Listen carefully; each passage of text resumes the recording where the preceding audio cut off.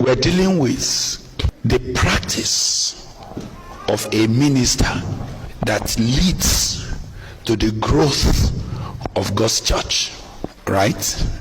That's what we're dealing with. And I'm going to be very systematic and a bit technical this morning, because we're dealing now with each practical, what you are going to stand from this meeting to go and do. Is that all right? We are not just going to be talking about, I'm not just exhorting you.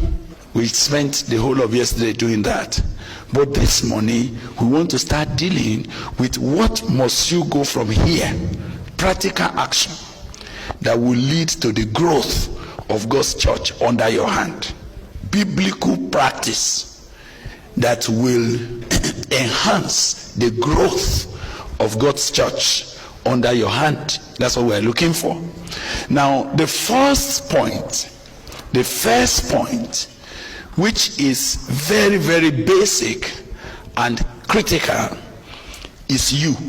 You are the first key to the growth of the church. You, the clergy, the man of God, the pastor, the preacher, is the first key to the growth of the church.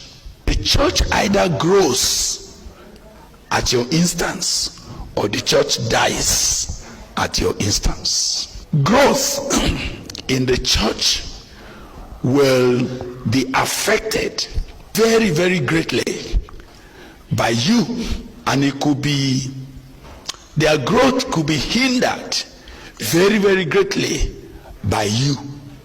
So the first key issue is you, and let's deal with that very quickly. We have been dealing with it over and over and over and over. Everybody that have been speaking has been speaking about you, and I just want to note that as the first issue. Then I'll go over it. Then I'll go and continue my business. Is that all right? Now, I therefore, a prisoner of the Lord, beseech you that you do what? Walk worthy of your vocation. The first issue is that you must walk worthy.